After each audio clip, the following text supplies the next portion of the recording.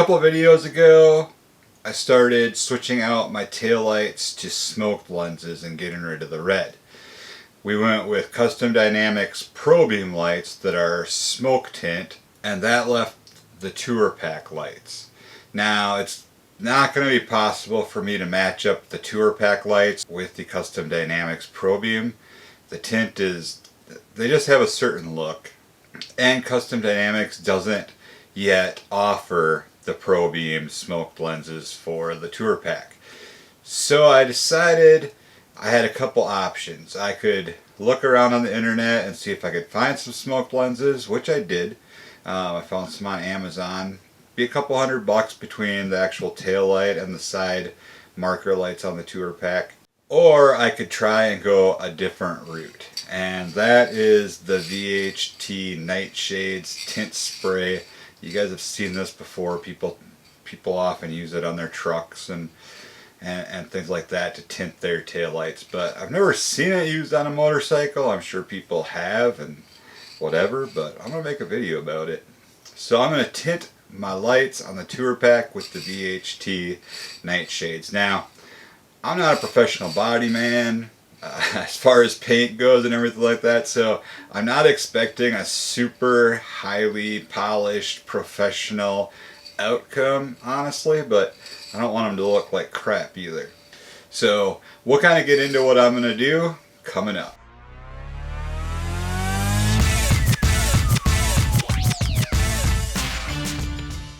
Alright y'all, so we're going to use the VHT NiteShades tint spray for tail lights, and we're going to use it on the tour pack here on the Harley Davidson. Now, like I said, I'm not like a super big professional body man, painter, or anything like that, but I do want it to look as good as possible. So we're going to do a couple things to get started. First, I had this little tail light lens cover left over from a different bike that I had, and I figured it'd be good to start on this. So this was red, and this is my practice piece. I kind of sprayed it with the NiteShades. I sanded it down a little bit with some 2000 grit sandpaper, and then I went over it lightly with some 5000 grit sandpaper to kind of try to polish it up a little bit. I mean, it's not perfect, but it came out alright. I'm going to try one more thing. I'm going to hit this with some of this clear glaze just because I've got it, and I don't actually have any clear coat, so we're going to see how this clear glaze makes it look, and then I'll know if I want to try to use it on the motorcycle or not. So I'm going to do that first.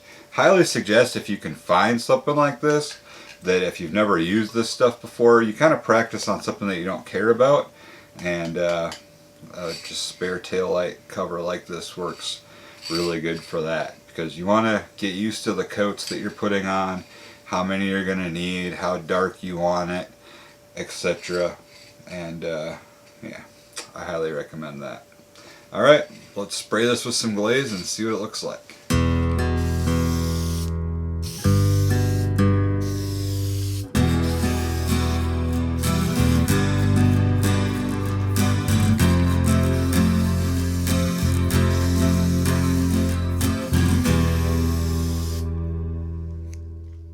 So while the test piece is drying, I'm going to start prepping my surface for the lights. Now, there's two ways that you can go about this.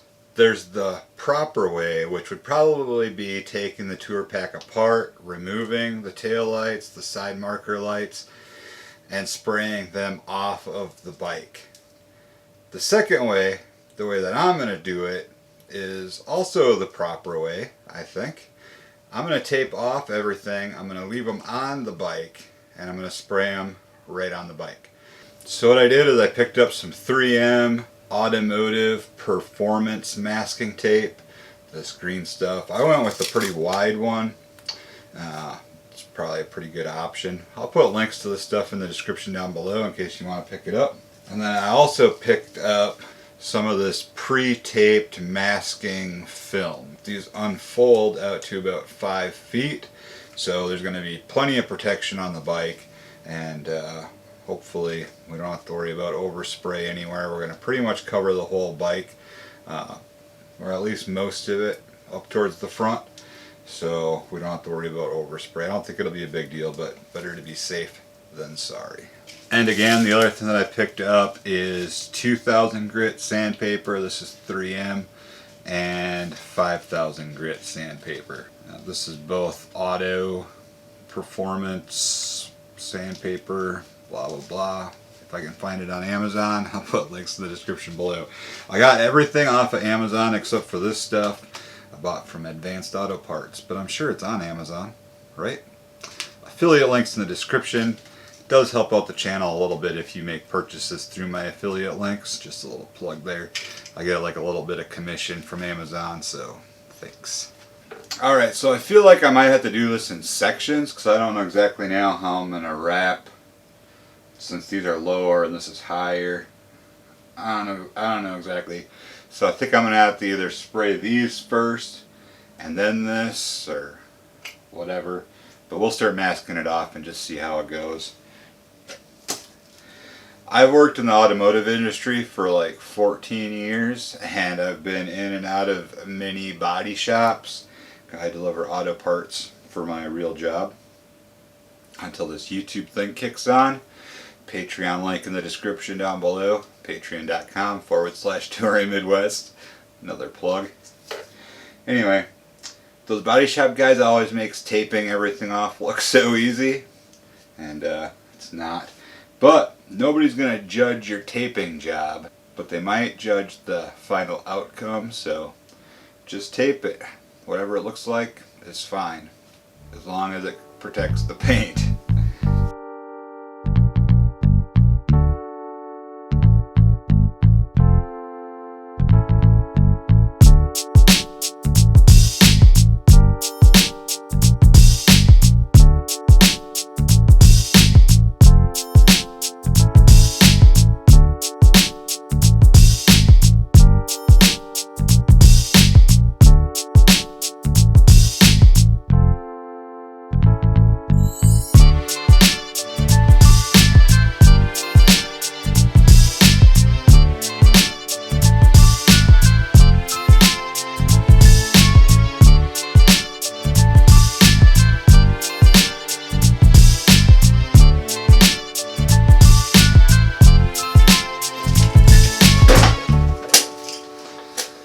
Alright, couple updates real quick. First of all, this dried a bit and it was shiny, it looked pretty good, so then I hit it with some 5000 grit sandpaper, just lightly, to try and knock down a little bit of the orange peel. And then I just sprayed on some spray cleaner and polished and kind of buffed on it a little bit. And it's not perfect, but I think it's good enough. So I'm going to hit it with another quick layer or spray, like a nice wet spray of that glaze, and see how that goes, so I know if I want to do more when I do these or not. So secondly, before my battery died, you may have noticed that I was trying a couple different things. I was trying to just put the tape on and then just run my knife along the groove and cut the tape right at the groove between the black plastic trim and the red. Now I have noticed that in many of the areas you can actually, if you use like a small length of tape at a time, you can kind of slip it into the gap, and then that's easy. You can just slip it in and fold it up, so you're good there. But in the areas that are too tight to really slip a piece of tape in there, I've just been putting it on a little bit over the actual lens, and then just using a razor blade or an X-Acto knife to trim the tape along the edge. So it's not easy.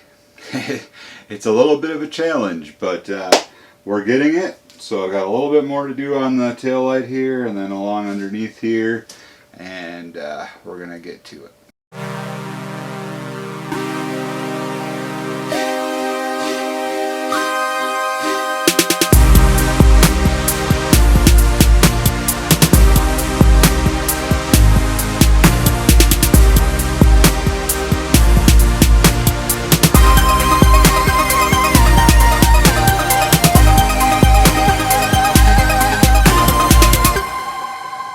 So this stuff I did read some complaints about on Amazon when I ordered it, but then people did respond by saying the best way to deal with it is to like lay it out and cut it flat with the scissors.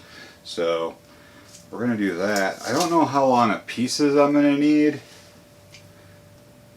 I don't know. I'm gonna cut it and try it.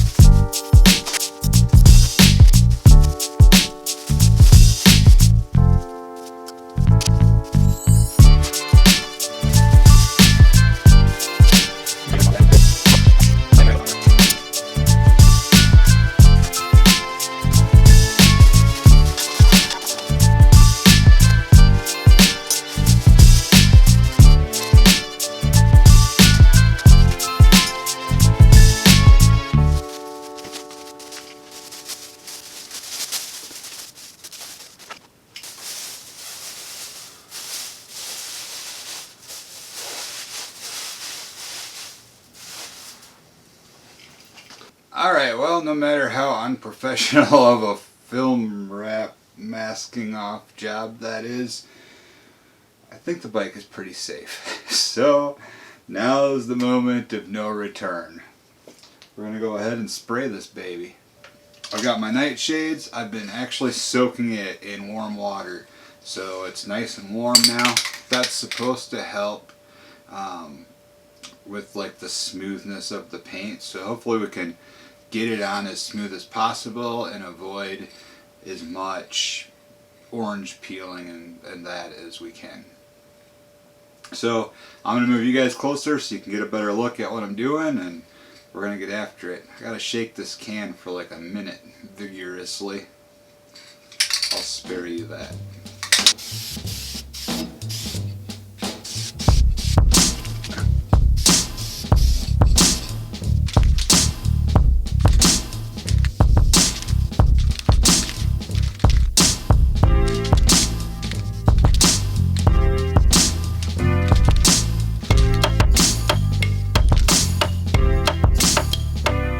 Trying to decide what to do. I think the side marker lights look pretty good. They're pretty dark already.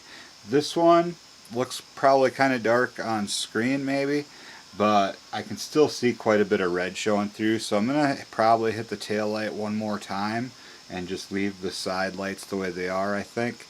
Now it's going to be up to you, and kind of depending on your painting skill level, also how good you want them to look, I guess. But you can also decide at this point if you're going to do some wet sanding on it. Use like 2000 grit sandpaper or 3000 grit sandpaper and some water. Wet sand it, kind of try and work out some of the orange peel if you want to do that. And then it's completely up to you if you want to hit it with some clear coat after that, or like the clear glaze that I've got. And then depending on how that turns out, you might have to wet sand it down some more. I'm probably going to leave it. I don't know for sure yet. I'll see how I feel about it tomorrow. But I think for this video, after I spray this last tail light, I'm going to end it. But yeah, so you can kind of decide that and go from there. Let's spray this and I'll get back with you.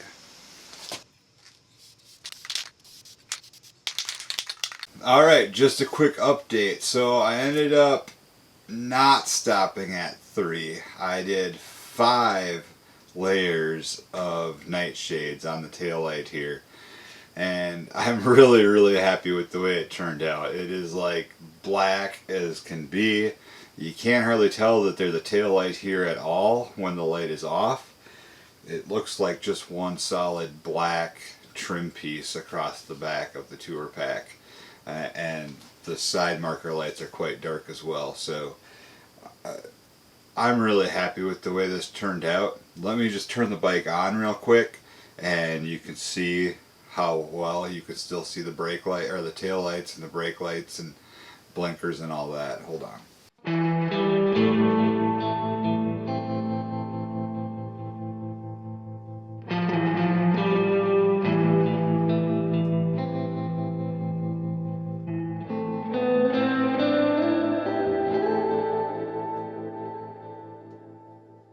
So as you can tell, the lights and everything still function really well when they're turned on, but when they're off, I think it's a really clean look. It gets rid of all the red, so now all I have to do is worry about the reflectors on the saddlebags, and I need to remove the orange reflectors from the front forks, and I think it's really going to help clean up the look of the bike and all that. So I don't know. What do you think? Let me know in the comments down below, and we'll start a conversation down there. That would be very cool. So yeah, I'm stoked. I really didn't make this video as a how-to video because, I mean, I've never really done this before. So it was kind of an experimental video. I just wanted to bring you guys along on the journey a little bit and show you how I did it, basically. So that's that. If you found it helpful or useful or entertaining, whatever, give it a thumbs up if you could. That would be really, really awesome.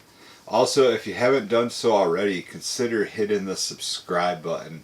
There will be an icon that pops up over on this corner of the screen. You can click that. That's going to bring up the subscribe box. Don't forget to ring the bell. That's going to keep you updated and notified every time I upload a new video or go live. You definitely don't want to miss that. And if you'd like to see another video from me, there's going to be one right here. And down here is a video that YouTube thinks you might like. Also, right over here is the Patreon button. Consider supporting the content if you like what you see here. Become a patron. We're going to be offering perks and prizes, giveaways, and all that excitement right there. So that would be awesome if you want to check that out. Other than that, stay safe out there as always. Thank you so much for watching. We'll catch you in the next video from Touring Midwest.